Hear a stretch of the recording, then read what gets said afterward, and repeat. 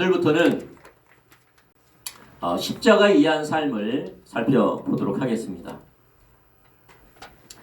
자, 우리의 신앙은 오직 성령에 의한 삶입니다. 우리의 신앙생활은 오직 성령에 의한 삶입니다. 그런데 어떤 이유에서인지 모르겠지만 많은 사람들이 성령님께 마음을 닫는 것을 보게 됩니다. 성령님 하면 부담스럽고 성령님 하면 좋지 않는 기억을 가지고 있는 분들이 적지 않다라는 거지요. 성령의 은사에 대해서 상처가 있고 상처를 경험한 사람들, 소위 은사자들을 하는 사람들은 권위에 순복하지 않는 걸 보면서 마음이 불편한 마음을 가진 사람들, 또한 은사가 나타나면 자신이 특별하다고 생각하고 우월주의에 빠져 있고, 또 그런 사람들은 끼리끼리 모여다니고 뭉쳐있는 걸 보면서 우리는 안 좋은 기억들을 갖게 됩니다.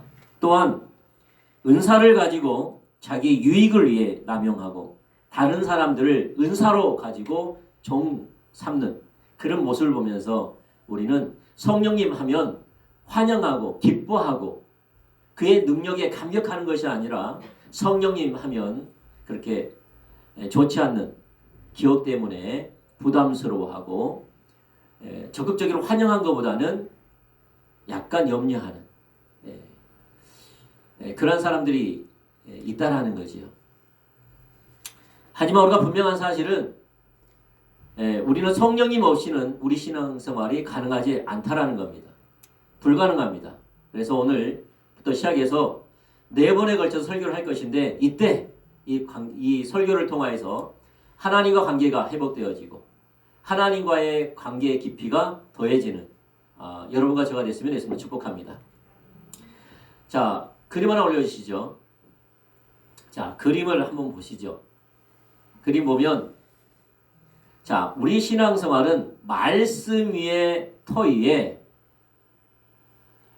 오직 은혜, 오직 믿음, 오직 십자가, 오직 성령이라는 수단을 통하여 신앙의 본질을 담습니다. 우리가 하나님과의 친밀한 교제, 하나님과 살아있는 교제를 실제로 살기 위해서는 말씀에 기초한 오직 성령, 오직 은혜, 오직 십자가, 오직 믿음이라는 수단을 통하여서 세워집니다. 가능합니다. 그래서 우리가 오직 성령에 의한 삶만 하더라도 우리가 오직 십자가, 오직 은혜, 오직 믿음으로만 살 때에 성령에 의한 삶이 가능합니다. 그러니까 말씀의 터도의 4가지의 기둥, 오직 성령, 오직 십자가, 오직 믿음, 오직 은혜는 서로 따로따로가 아니라 연결되어 있습니다. 오직 성령에 의한 삶을 살려면은 십자가, 믿음, 은혜에 의한 삶을 살아야지만 성령에 의한 삶이 가능합니다.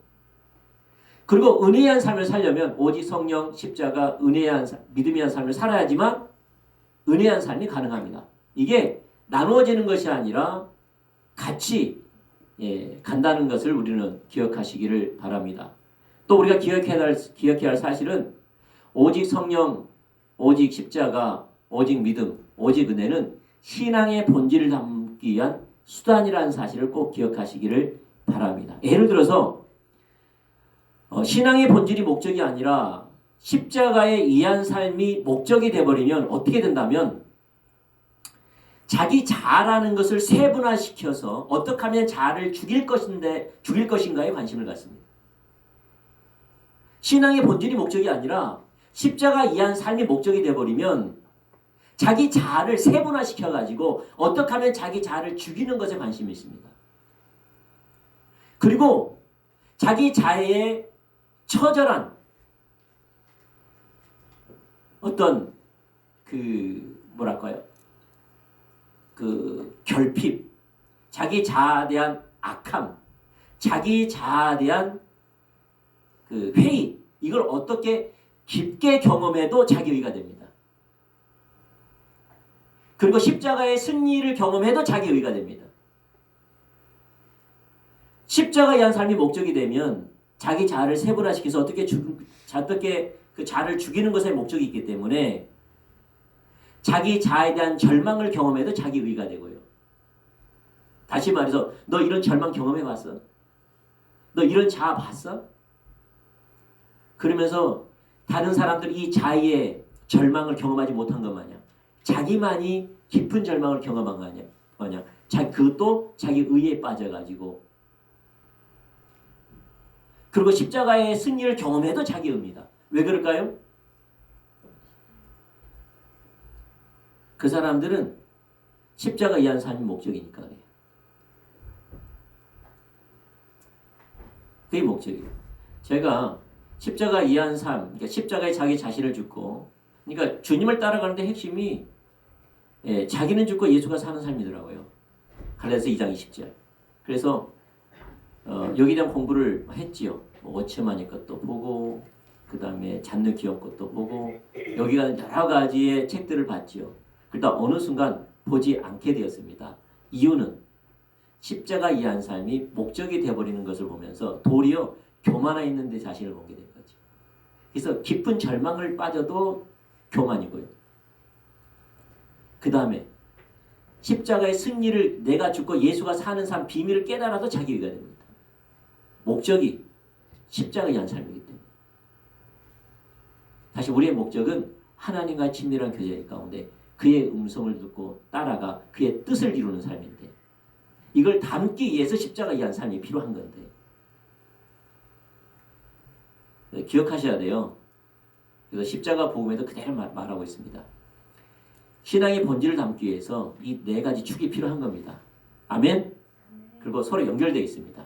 그래서 성령에 의한 삶만 살더라도 십자가에 의한 삶을 살아야 되고요. 믿음에 의한 삶을 살아야 되고요. 그 다음에 은혜에 의한 삶을 살아야지만 가능합니다. 다 연결되어 있습니다. 아멘?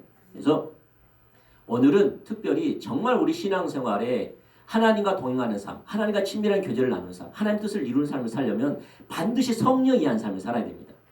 왜냐하면 성령이 아니고는 불가능합니다. 아멘? 네. 자, 첫 번째 보도록 하죠. 말씀. 소위 어떤 사람들은 말씀만 강조합니다. 그거 말씀 앞에서 악센트를 집어넣어서 오직 말씀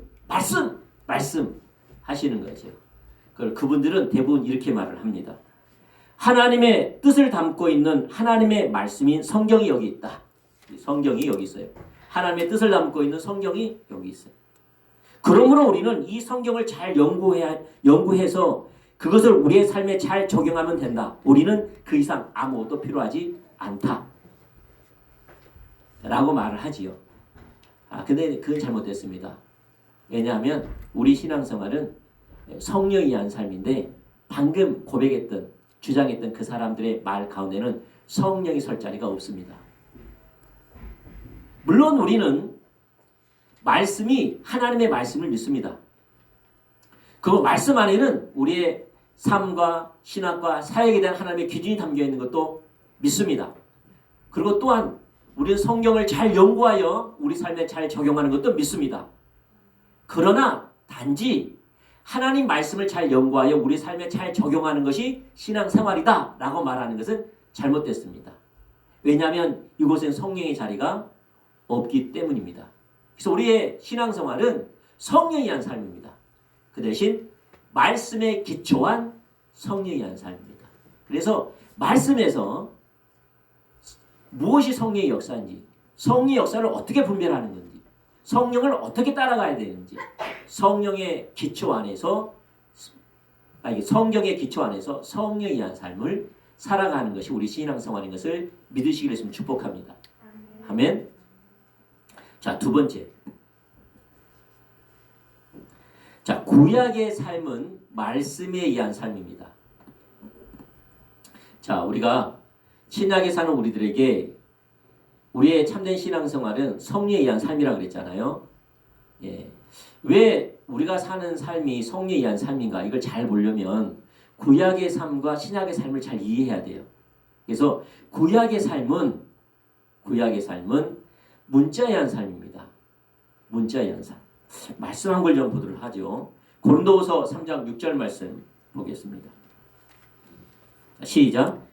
그가 또한 우리를 새 언약의 일꾼 되기를 만족하게 하셨으니 율법 조무로 하지 아니하고 오직 영으로 하느니 율법 조무는 죽이는 것이요 영은 살리는 것이니라.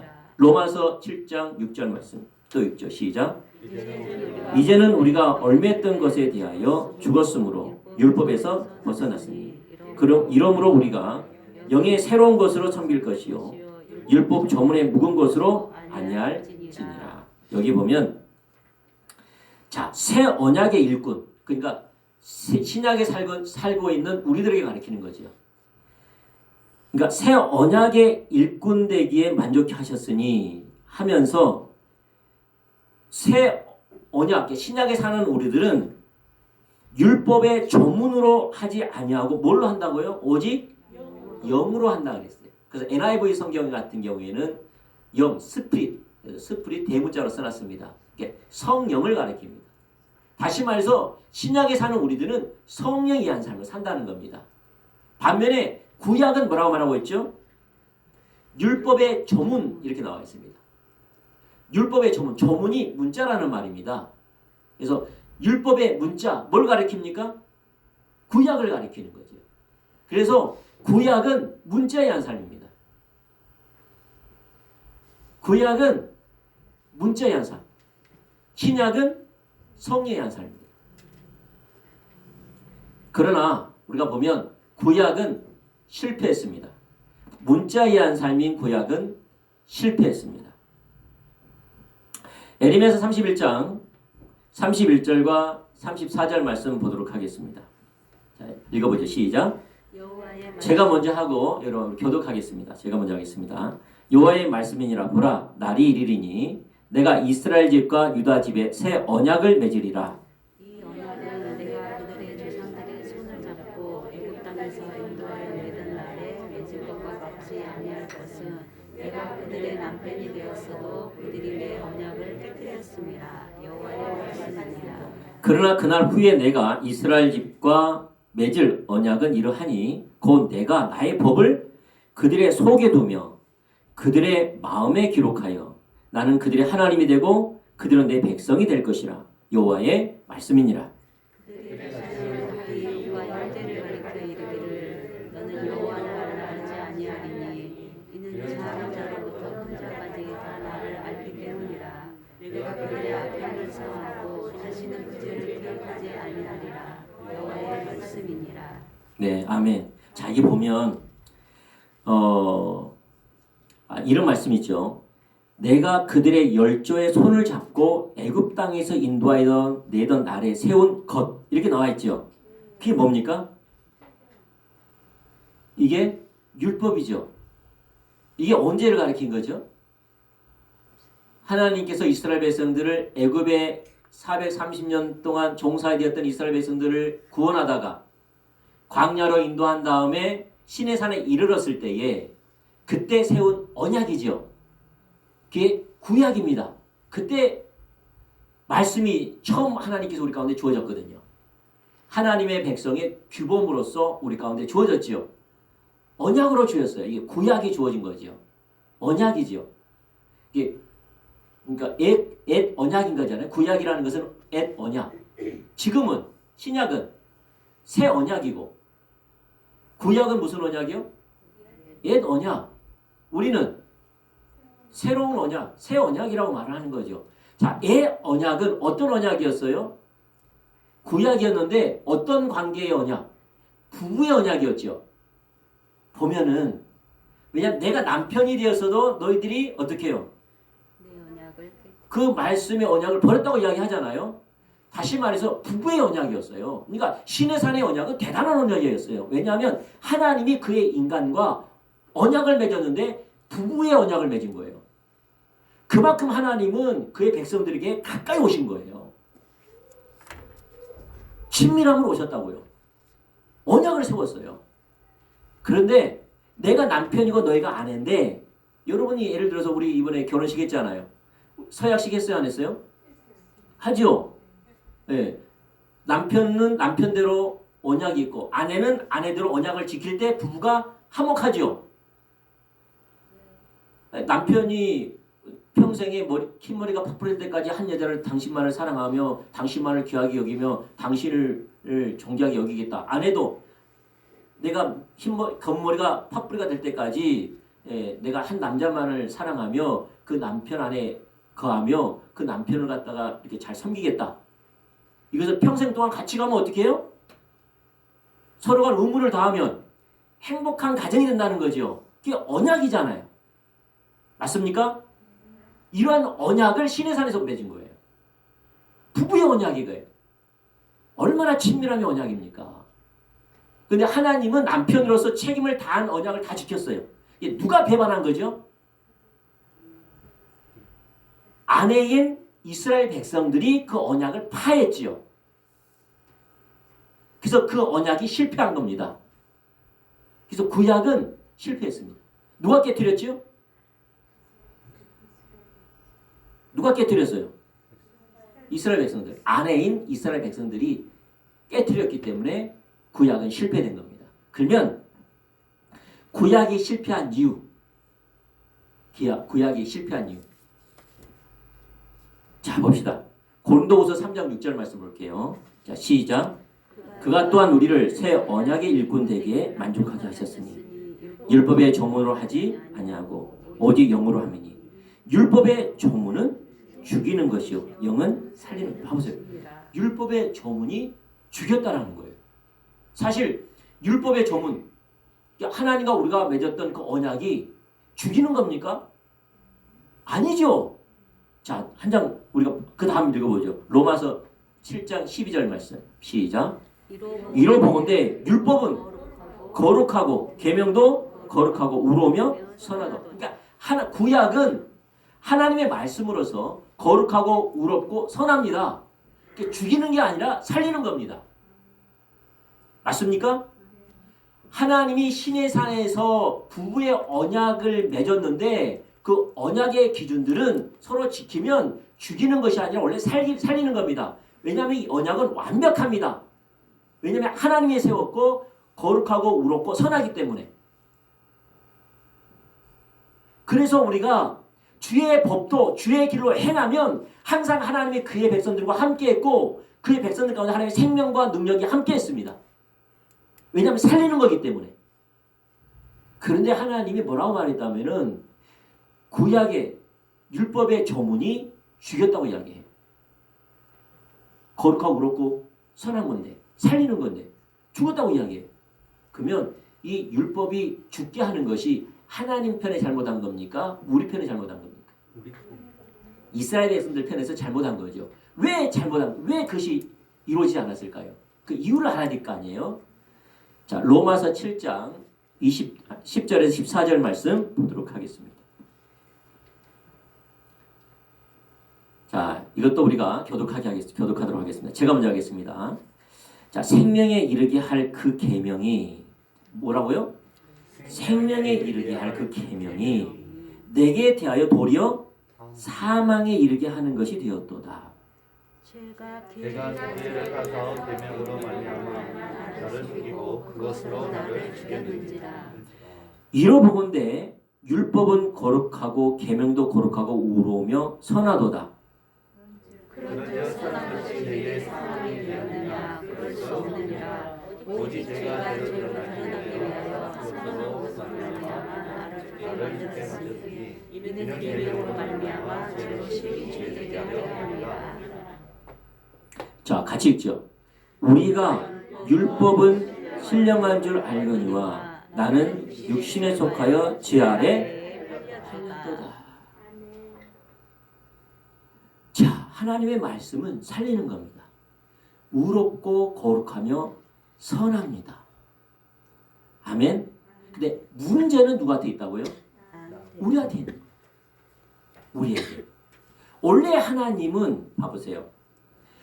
이제 구약은 실패했다 그러니까 하나님은 실패한 말씀을 왜 줬다냐? 그럴 수 있잖아요. 이게 아닙니다. 성경 전체에서 봐야 되겠죠.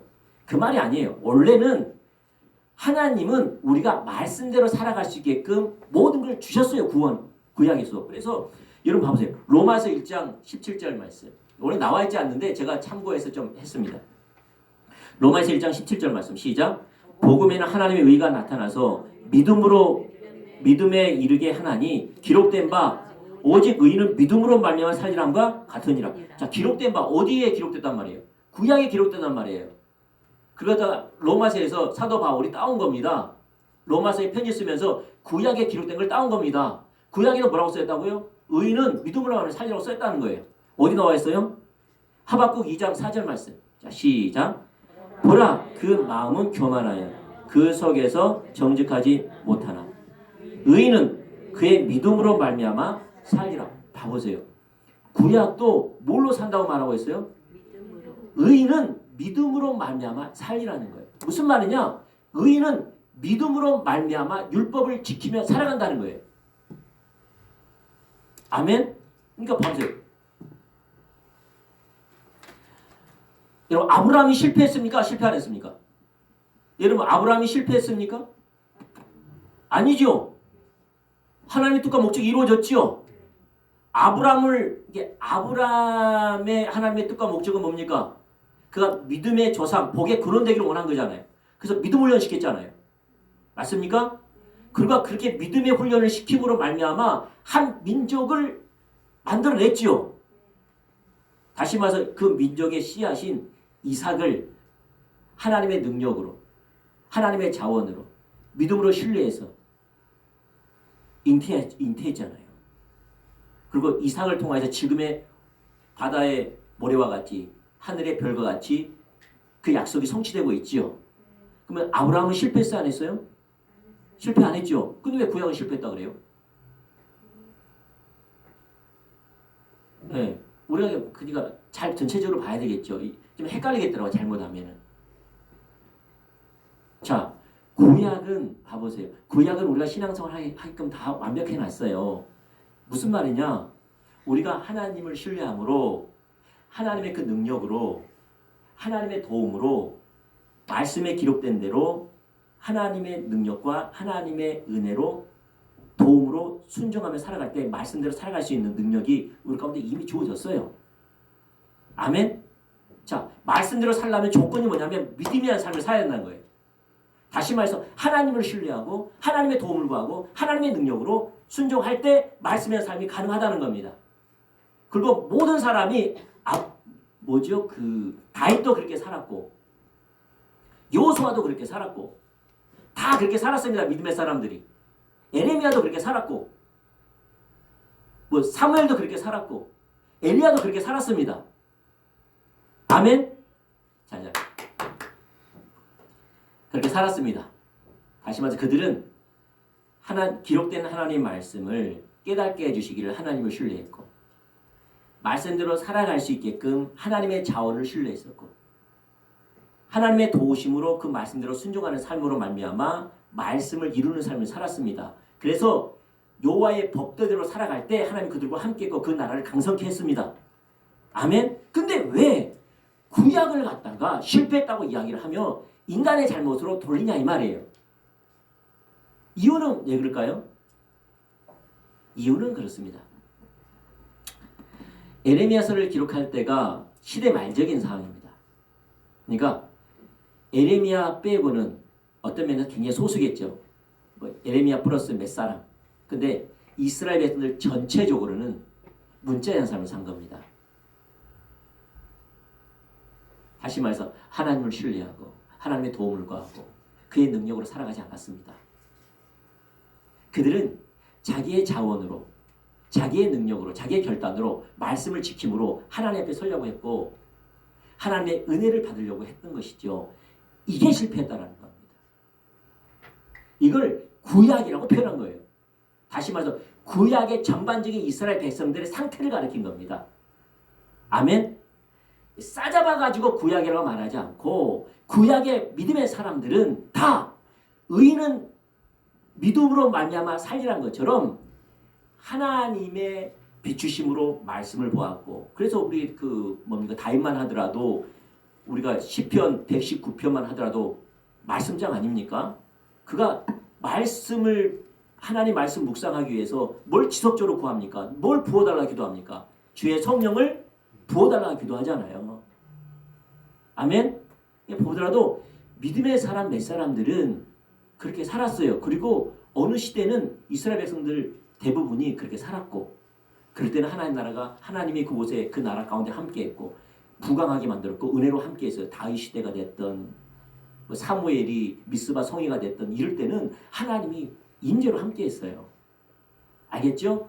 근데 이 시점은 무슨 말이냐? 왜 구약은 실패했냐? 이렇게 말할 때 그 신앙이 가면 구약의 끝자로 가면 갈수록 모든 이스라엘 백성들이 전반의 이해가 어떤 이해를 갖고 있었다면 그들이 말씀을 지킴으로 말미암아 하나님께 나아가려고 했어요. 믿음으로 나가려고 한 게 아니라 의인은 믿음으로 말미암아 살리라 말했는데 말씀을 지킴으로 하나님께 나아가려고 했고 말씀을 지킴으로 하나님의 은혜를 받아내려고 했어요. 그래 실패했다라는 겁니다. 원래는 어떻게 해야 되는데요? 하나님을 신뢰함으로 하나님 말씀을 받고 말씀대로 이루어지기를 하나님을 신뢰했고 하나님을 의지했고 그의 능력과 그의 자원과 그의 권능으로 도움으로 순종하는 삶을 살았을 때 그 말씀대로 이루어졌고 하나님께서 그들 가운데 늘 함께 하시는 능력을 함께 했지요. 맞습니까? 이해되시죠? 근데 그들은 이런 구약의 참된 의미보다는 자기 임의로 해석하고 받아들여서 말씀을 지킴으로 말미암아 하나님께 나아가려고 했고 말씀을 지킴으로 말미암아 하나님의 은혜를 받으려고 하는 신앙관만 했으니까 실패했다라는 겁니다. 그래서 하나님이 원래는 하나님을 신뢰하고 하나님을 바라보며 그의 능력과 그의 자원으로 살아가야 되는데 하나님께서 신약에는 다른 언약을 주셨는데 새로운 언약을 주셨는데 그 하나님을 어디까지 두었다고 이제는? 우리 속에 두었다는 거예요. 성령을 우리 속에 두어버린 겁니다. 그래서 그 일을 이루시려고. 그러니까 어떤 면에서 구약보다 엄청난 친밀함이죠. 엄청난 약속이죠. 아멘? 그래서 하나님이 구약은 실패했어요. 왜 실패했다면은 하나님 말씀대로 살아갈 능력이 없는데 원래는 하나님의 도우심과 하나님의 자원으로 그 말씀에 순종하고 우리가 순종할 때 하나님의 뜻이 이루어지는 건데 그들은 자기 결단과 자기 노력과 자기 헌신으로 말씀을 지킴으로 하나님께 나가려고 했고 하나님의 은혜를 받으려고 했다는 거죠. 이것 때문에 실패한 겁니다. 하나님 말씀에는 문제가 없었습니다. 왜냐하면 하나님 말씀은 의롭고 거룩하며 선하여서 살리는 거기 때문에. 아멘? 그래서 하나님은 이제 구약과 같이 하지 않겠다는 거예요. 구약은 살아계신 하나님, 내 안에 계신 것이 아니라 살아계신 하나님을 바라보며 외적인 거죠, 사실. 사실 선지자들, 제사장이나 선지자들 특별히 성령을 갖다 부어 주셔가지고 그들이 성령의 능력으로 살아갔지만 대부분 그렇지 않았거든요. 구약 같은 경우에. 그래서 신약에는 어떻게 했냐? 구약에는 외부에 계신 하나님을 바라보며 외부에 계신 하나님을 의지하며 외부에 계신 하나님을 도움을 구하며 말씀대로 순종했다면 이제는 하나님이 어디에 계신다고요? 우리의 속에 우리 각자에게 부어져서 그 말씀을 이룬다는 거지. 이게 엄청난 겁니다. 믿습니까? 여러분 봐보세요. 자, 먼저 보면 자, 그럼 신약의 삶을 좀 보면서 좀 이야기를 하면 좋을 것 같아요. 자, 신약의 삶은 성령이 위한 삶입니다. 신약의 삶은 무슨 삶이라고요? 성령이 위한 삶입니다. 먼저 말씀을 보지요. 고린도후서 3장 6절 말씀. 똑같은 말입니다. 고린도후서 3장 6절 말씀. 자, 시작. 그가 또한 우리를 새 언약의 일꾼 되기에 만족하게 하셨으니 율법의 정언으로 하지 아니하고 오직 영으로 하느니 율법의 정언은 죽이는 것이요 영은 살리니라. 자, 보니까 신약의 일꾼 되기를 신약의 일꾼 그러니까 새 언약의 일꾼 그러니까 신약 우리죠.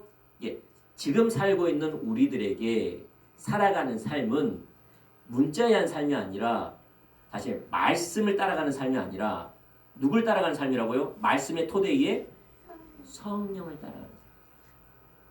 말씀의 토대 위에 내 안에 계신 성령님을 따라가는 삶이라. 그러면 죽는다고 산다고요?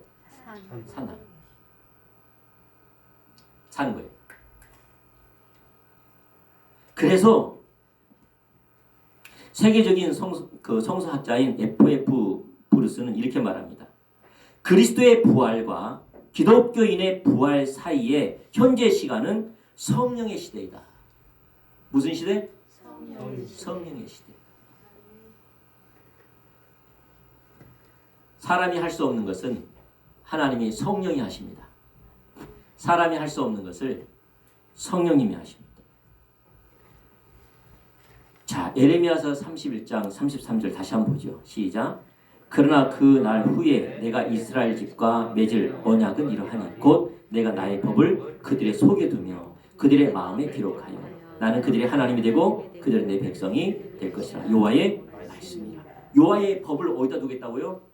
우리의 속에, 우리의 마음에 두었다는 거죠. 이걸 주소 다 찾아보십시오. 여호와의 율법을 낸다는 말이 아니라 주의 성령을 우리 가운데 주신다는 거예요. 부어주신다는 거예요.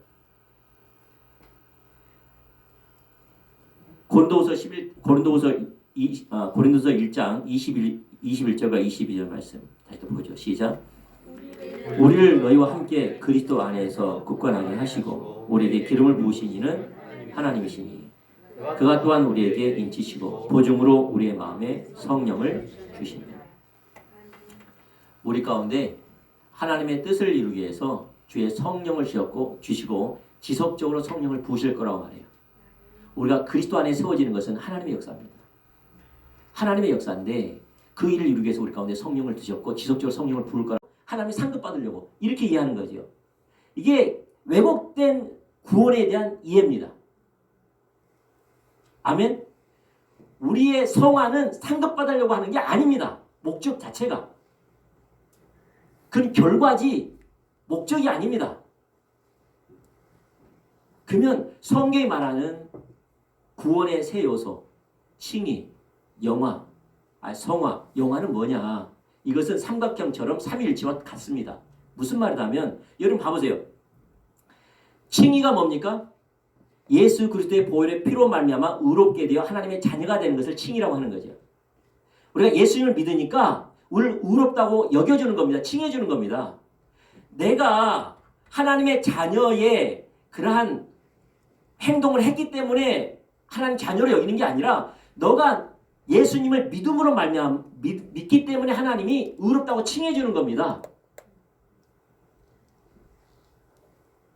그게 칭입니다. 이게 가끔 사람들이 구원에서 의심할 때 이렇게 의심합니다.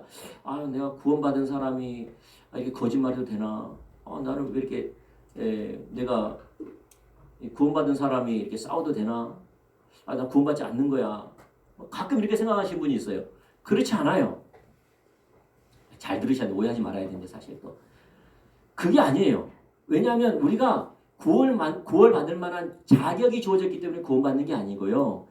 이러한 우리의 죄를 십자가에서 예수님이 사해 주셨고 그 피의 공로로 내가 믿으니까 하나님이 의롭다고 칭해 준 겁니다. 그리고 이러한 모습들은 점차 성화되어져 가는 거죠. 신앙생활을 통하여서. 아멘. 그래서 칭의 예수님을 믿음으로 말미암아 의롭게 해주는 겁니다. 하나님 자녀되게 해주시는 거예요. 영화는 뭡니까? 예수 그리스도의 성품으로 변화되는 거지요. 영화는 예수님이 다시 오실 때에 부활의 첫 열매인 예수님의 몸으로 우리가 영화롭게 변화되는 걸 가리키는 거죠. 아멘? 그러면 잘 봐보세요. 구원의 3요소는 함께 갑니다. 무슨 말이냐? 자, 예수님의 보혈의 피로 말미암아 우리가 의롭게 되었고 하나님 자녀가 되었다면 예수님과 동행하며 예수님의 성품을 따라 살아가는 삶은 당연합니다. 단계가 아니고 당연한 겁니다. 나는 믿음이 없어서 난 예수님의 제자의 삶을 못 살아. 나는 구원만 받은 믿음이지 아직까지 예수님의 제자가 안 돼. 나는 좀 더 예수님의 제자의 삶을 좀 이따 할래. 이건 가능하지 않아요. 이건 구원하고 전 상관없어요. 그 사람. 왜냐하면 같이 가기 때문에. 그가 참된 구원을 받았으면 참된 예수님이 주와 그리스도를 영접했다면 예수님을 따르는 삶, 영화는 당연합니다.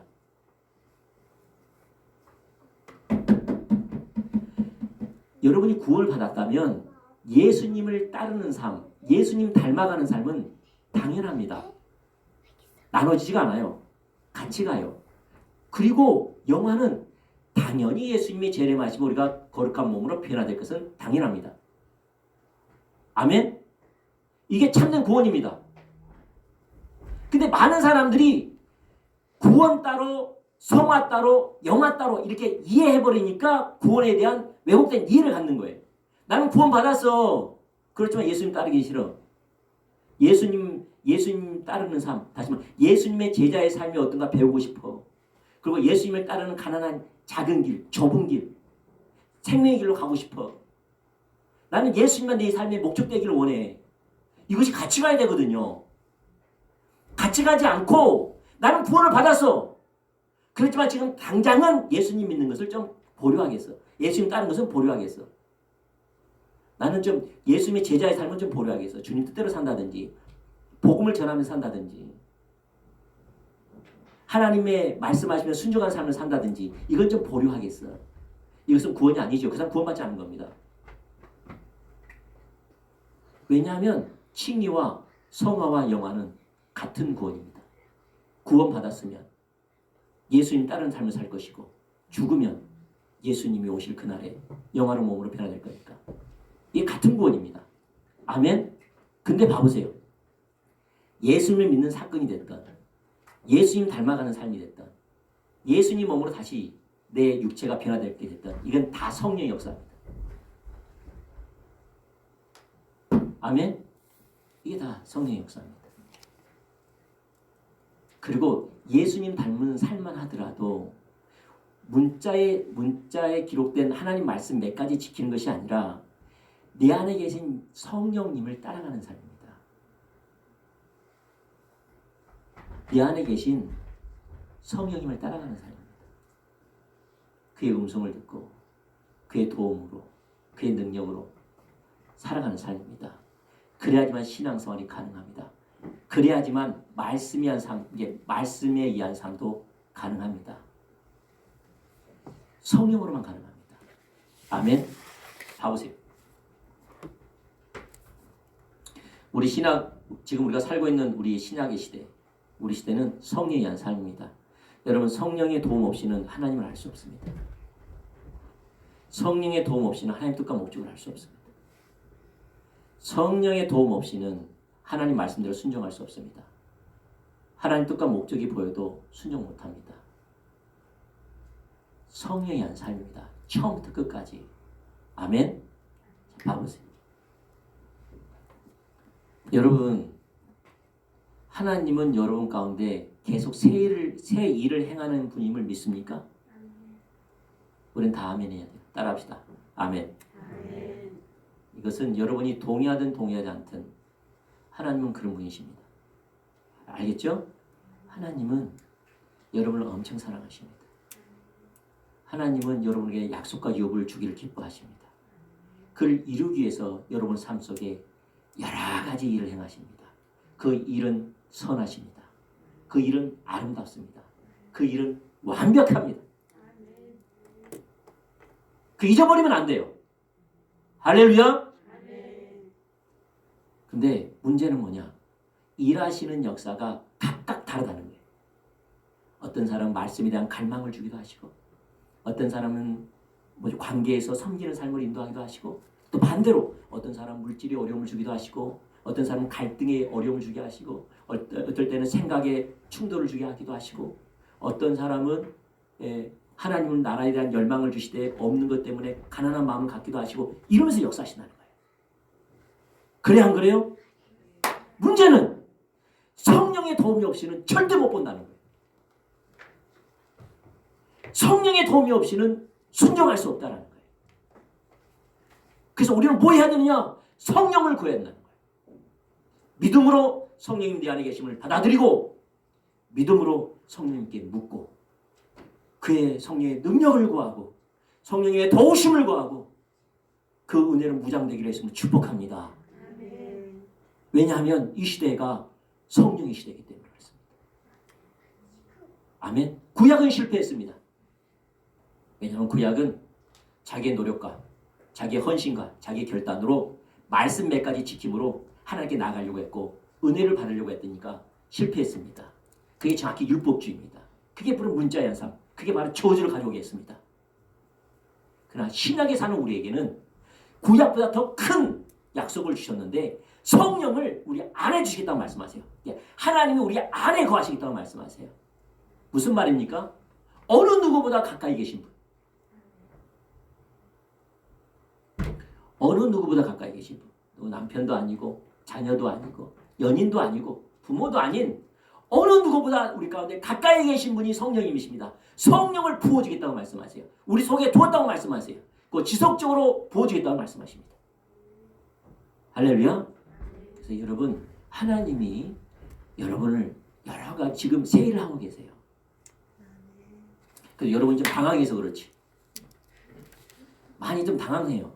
왜냐하면 겪어보지 못한 일이기 때문에.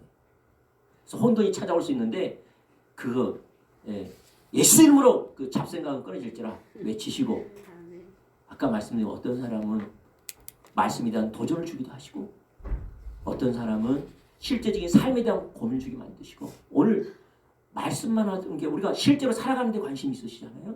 그래서 찬양과 경배가 진짜 나에게 실제가 되는가?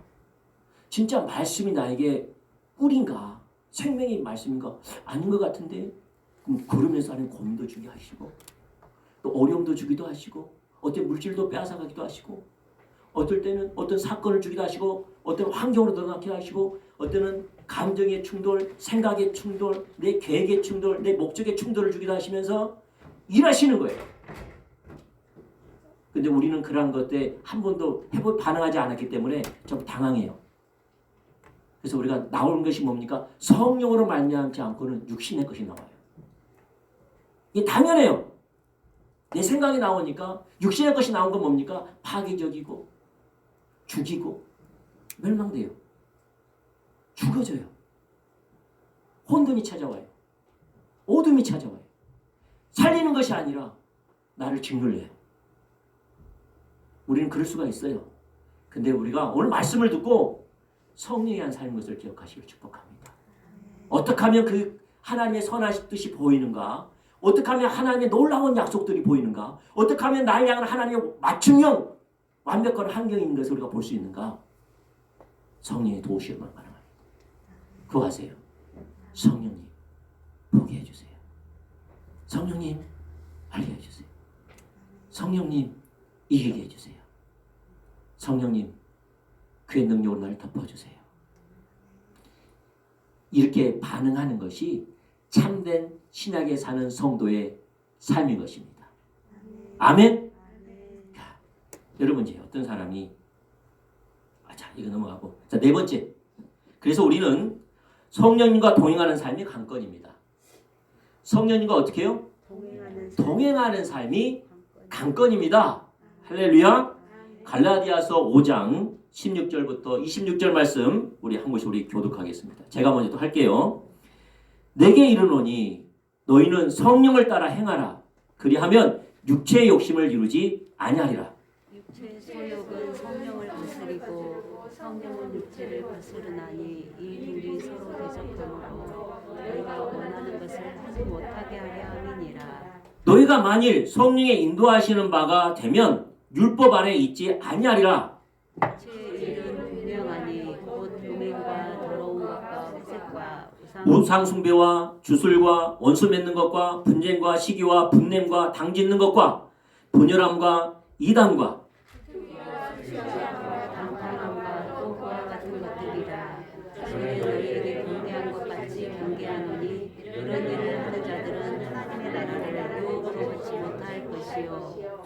오직 성령의 열매는 사랑과 희락과 화평과 오래 참음과 자비와 양선과 충성과 온유와 절제니 이 같은 것을 금지할 법이 없느니라. 그리스도 예수의 사람들은 육체와 함께 그 정욕과 탐심을 십자가에 못 박았느니라.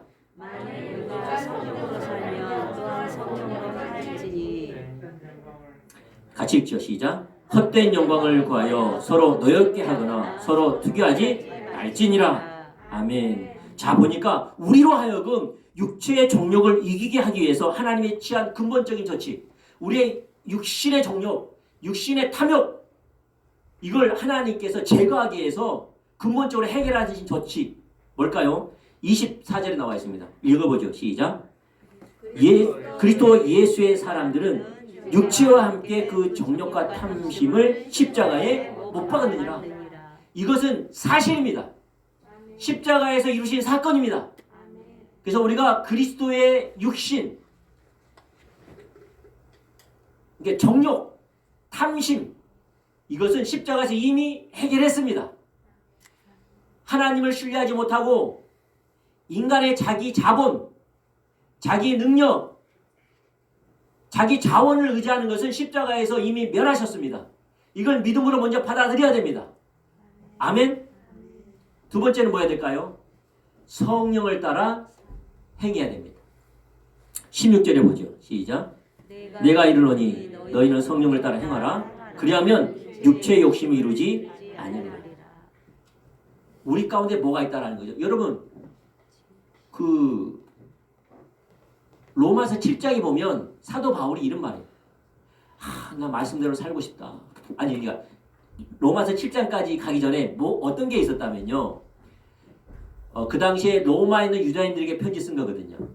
어떻게 편지 썼다면은, 왜냐하면 유대인들 자체가 구약의 신앙을 갖고 있어요. 그래서 말씀을 지킴으로 말미암아 하나님께 나아가려고 의를 얻으려고 하고, 말씀을 지킴으로 말미암아 하나님께 은혜를 받으려고 하는 그 신앙관이 있었어요. 구약의 신앙은 실패했잖아요.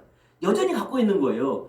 그러다 보니까 구원만 하더라도 말씀을 지킴으로 말미암아 의롭게 되려고 한 거예요. 그래서 로마서 1장 11절에 뭐라고 말합니까? 그 로마 교회, 그 가치관을 갖고 있는 자들에게 의인은 오직 믿음으로 말미암아 살리라 함과 같으니라고 다시 말을 합니다. 우리의 율법의 행위로 말미암아 구원을 받는 것이 아니라 믿음으로 받는 거야, 이야기하는 거예요. 그래서 말씀으로, 율법을 지킴으로 어렵게 되지 않아. 도리어 그렇게 율법을 지킴으로 그렇게 되려면 그게 저주야.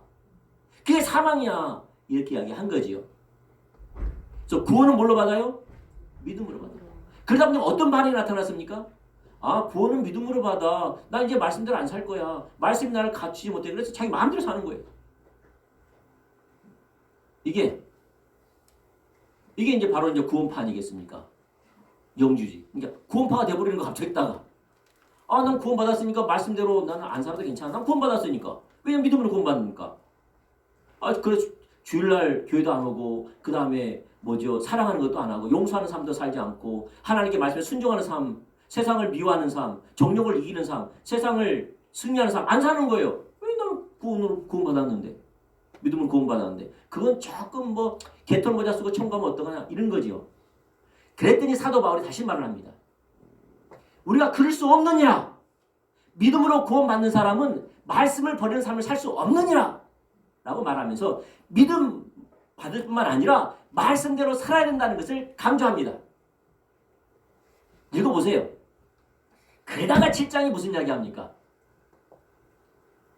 로마서 7장이 갑자기 사도 바울이 오라 공부한 사람이로다 이 사망의 몸에서 너가 나를 건져내랴 이 고백합니다. 오라 비참한 사람이로다 이 사망의 몸에서 누가 나를 건져내랴. 왜 그랬습니까? 사도 바울이 믿는 사람이 말씀대로 살아야 되는데 말씀대로 살려고 했더니 안 사라지는 거예요. 그래서 로마서 7장 후반절에 꼭 읽어보세요. 읽어보면 이런 말이 있습니다.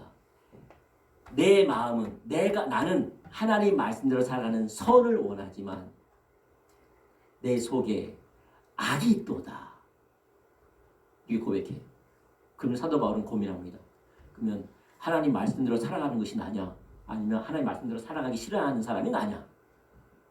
고민합니다. 정체성의 고민이죠. 그때 사도 바울이 결정합니다. 그게 아니다. 나는 어떻게 해요? 하나님 말씀대로 살아가고 싶지만 하나님 말씀대로 살아가지 못하는 것은 내 속에 거하는 죄다. 이렇게 말해요. 나는 거듭난 나. 하나님 백성된 나. 나는 하나님께 의롭게 된 나. 하나님 자녀된 나. 하나님 백성된 나라는 거예요. 나는. 그렇지만 문제가 뭐라는 거예요? 내 속에 뭐도 같이 있다라는 거예요. 정욕도 같이 있다라는 거예요.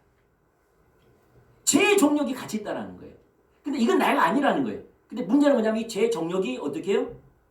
하나님 말씀대로 살아가는 것을 방해한다는 거죠. 그래서 로마서 8장이 그 말이에요. 우리 속에 성령의 생명의 법과 사망의 법이 같이 존재한다는 거예요. 그러면서 우리가 성령을 쫓아가면 뭐대로 육신대로 따라가지 않고 우리가 육신대로 따라가면은 성령대로 따라가서 방해한다는 거예요. 서로가. 맞습니까? 그래서 8장의 핵심이 뭡니까? 성령 충만함을 받으라는 거죠. 성령에 충만하면 육신의 정욕을 이길 수 있어요. 따르지 않는다는 거예요. 아멘? 여러분, 우리 속에는 뭐가 있어요? 우리 속에는 하나님 뜻대로 살고 있는 마음이 있어요. 믿는 사람들에게. 또 한쪽은 뭐가 있어요? 하나님 뜻대로 살지 못하게 하는 육체의 정욕이 있어요. 타락한 본성을 갖고 있어요. 근데 우리가 살기 위해서는 뭘 선택하라는 거죠? 성령을 선택하라. 왜냐하면 성령의 충만함을 받으면 육체가 원하는 것을 하지 못하게 하기 때문에. 근데 우리가 육체의 것을 추구하면 성령이 원하는 걸 하지 못하게 하는 거예요. 아멘? 자, 보세요. 아까 우리 삶 속에 새로운 일을 하고 계신다 그랬죠? 100%입니다. 100% 아니면 빨리 다른 종교 믿으세요. 무슨 말 알겠습니까? 하나님은 여러분 사랑하십니다. 하나님의 지혜는 여러분 다 아십니다. 하나님의 능력은 능히 그걸 이루게 하십니다. 하나님을 여러분 하나님 뜻과 목적은 항상 생명이고 복입니다. 그걸 선택하라고 이야기를 해요. 그 일을 위해서 하나님 일하십니다. 근데 일하는 방법이 내가 그만 깨달으면 좋을 거 아니에요. 근데 성령의 도움 없이는 절대 깨달을 수 없는 게 하나님 일이라는 거예요. 이 미친 일인 거죠. 그래 안 그래요? 성령의 충만을 받지 못하면 안 보이는 거예요. 보이지 못할 뿐만 아니라 그의 능력으로 살아가지 못할 뿐만 아니라 순종도 못하는 거예요. 아멘? 근데 성령의 충만함을 받으면 육신으로 보려고 하는 것들, 육신으로 반응하는 것들을 절제시키고 없애게 한다는 거예요. 그래서 성령 충만을 받으라는 거예요. 아멘? 자, 여러분 어떤 사람이 그래요. 어떤 사람이 아니 하나님이 천지 만물을 창조한 후에 에덴에다가 왜 선악을 알게 하는 나무와 선악과를 두셨느냐. 선악을 알게 하는 나무를 처음부터 없앴으면은 아니 아담과 하와가 죄질도 없을 것이고 하나님을 배반한 일도 없을 것이고 하나님을 계속 사랑하며 하나님 뜻 가운데 거할 건데 왜 굳이 선악과를 두었느냐 이렇게 이제 묻지요. 안 그렇습니까? 사실 이 선악과 이것만 선악을 알게 하는 나무만 딱 빼버리면 됐었거든요, 사실. 근데 왜 하나님이 두셨냐는 거죠, 이게. 왜 두셨어요? 자, 따라합시다. 하나님은 우리를 통해서 예배 받기 원하시기 때문이다. 예배는 선택이다. 아멘. 자, 선악과가 없으면 죄 지을 수 있어요, 없어요? 선악과가 없으면 없죠. 내가 죄 짓고 싶어서 죄 지을 게 없어요.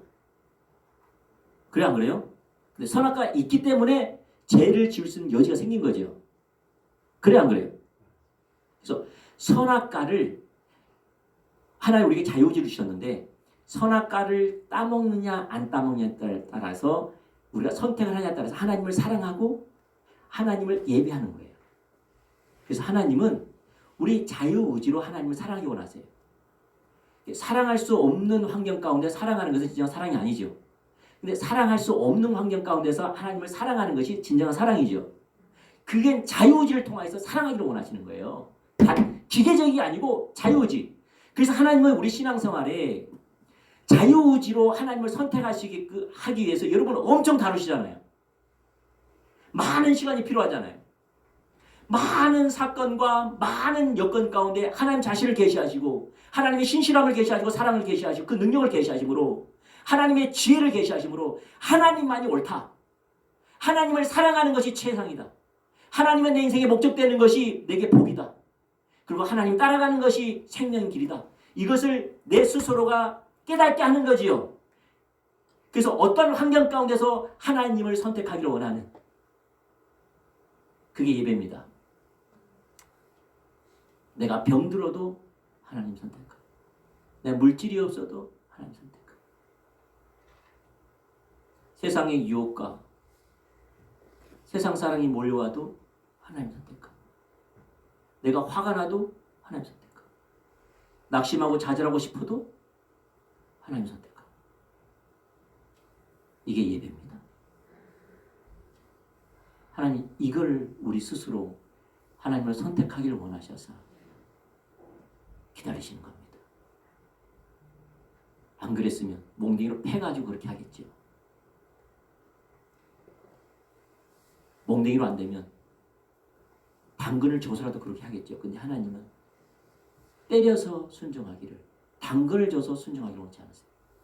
하나님은 우리가 하나님을 알아 스스로 선택하기 원하십니다. 그게 선악과입니다. 무슨 말이냐? 우리가 천지창조 때는 선악이 알게 한 나무와 생명나무를 바깥에 있다면 이제는 어디다 두었어? 이것을 내 마음에 두시. 내 안에 성령을 두셨고 정령을 주신 거예요. 그래서 하나님은 선택하기 원하세요. 예배받기를 원하세요. 뭘 선택하기 원하세요? 성령. 내가 성령님을 구하면 예배예요. 성령님의 도움을 구하면 그 예배예요.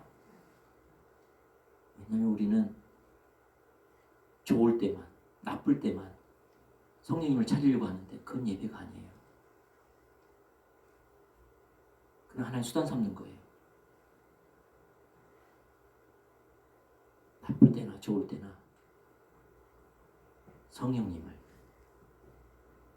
내가 선택할 때, 도우심을 선택할 때, 그 주님을 따르기를 할 때, 이게 자원하는 마음을 하나님을 사랑하는 것이고, 이게 예배입니다. 아멘. 그래서 하나님은 우리 속에 십자가를 통하여서 예수님이 십자가에 죽으셔가지고 다 해결했으면 정욕도 같이 없애버려야지. 왜 또 정욕을 내뒀다냐? 그럴 수 있는데 왜 정욕을 우리 안에 두었어요? 오라 공부한 사람이다. 이 사망에서 나를 건져낼까? 이 탄식이 나도 지금도 하고 있을까? 하나님 예배를 받고 싶어 하십니다. 우리 신약에 사는 우리는 성령에 의한 삶입니다. 하나님을 여러분 안에 두었습니다. 성령님을 의지하십시오. 기도하십시오. 성령께 눈을 맞추십시오. 의지하십시오. 그의 능력으로 살아가십시오. 그러면 살리는 영이기 때문에 살아납니다.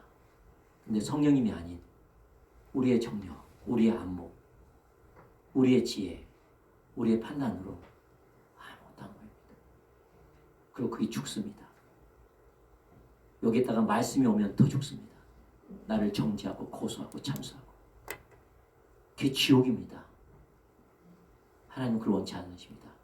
오늘 설교를 통하여서 육신으로 반응할 것이 아니라 자유의지를 가지고 내 안에 계신 성령을 선택해서 그 주님께 도움을 구하고 그 주님의 비추신 깨달음을 구하고 그의 능력으로 무장되기를 했으면 축복해서 하나님의 생명의 여로운 삶 수 있기를 했으면 축복합니다. 기도하시겠습니다.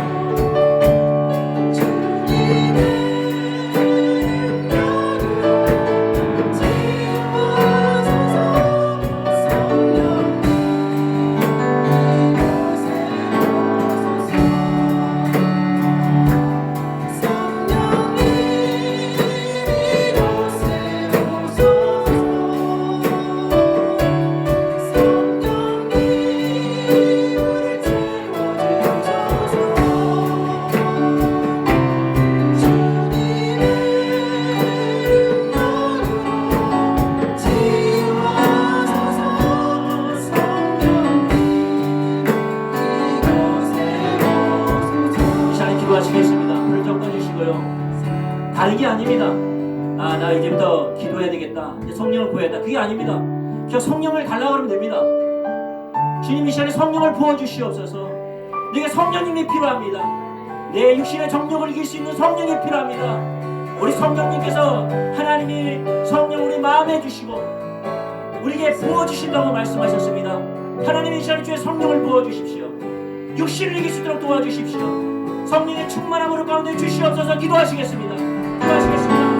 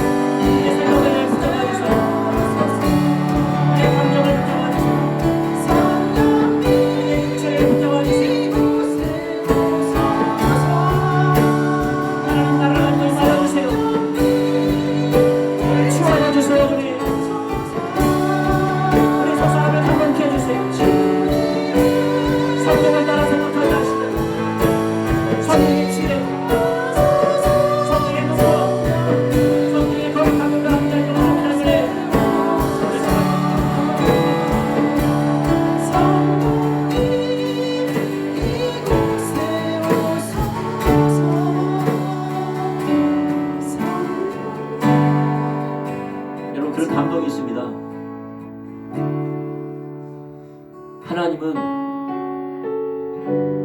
구약의 삶도 승리하는 삶을 살게끔 완벽하게 주셨습니다.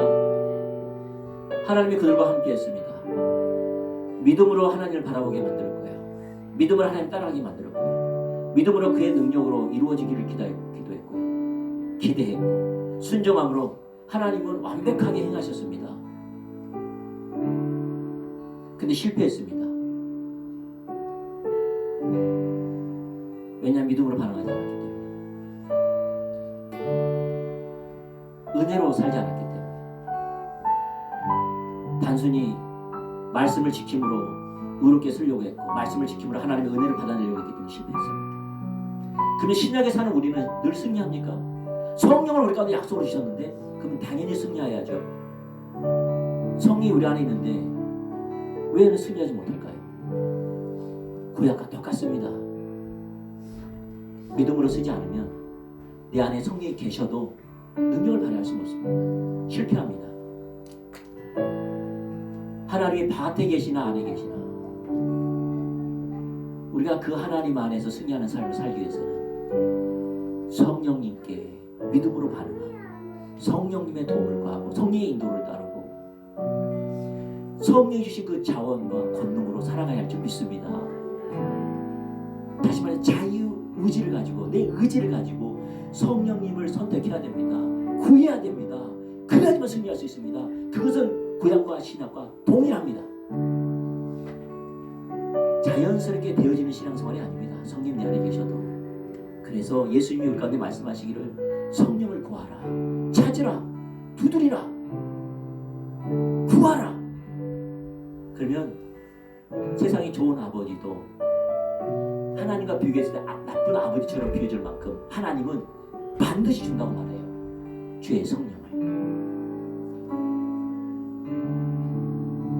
우리가 성령이 아니고는 살아갈 수 없습니다. 깨달을 수도 그 능력으로 순종할 수도 없습니다. 그래서 자유의지를 가지고 성령을 붙잡기를 축복합니다. 지속적으로 구해야 됩니다. 성령을 보호해달라고, 충만케 해달라고, 보게 해달라고, 능력으로 함께 해달라고, 날 자유케 해달라고, 날 무장시켜달라고, 승리케 해달라고 구해야 됩니다. 이거는 자유의지를 통해서 예배 요소입니다. 하나님이 대신해 줄 수 없습니다. 어느 순간 자연스럽게 하나님이 봐지고 자연스럽게 성령을 의지하게 되고 자연스럽게 성령님의 능력으로 살아가는 것이 아닙니다. 하나님이 해주지 않습니다. 이것은 예배 요소이기 때문에 우리가 선택해야 됩니다. 사랑하는 하나님 감사합니다.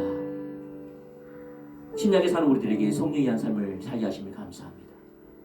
하나님이 더 가까이 오기 위해서 부부의 언약이 아닌 성령님을 내 안에 두셔버렸습니다.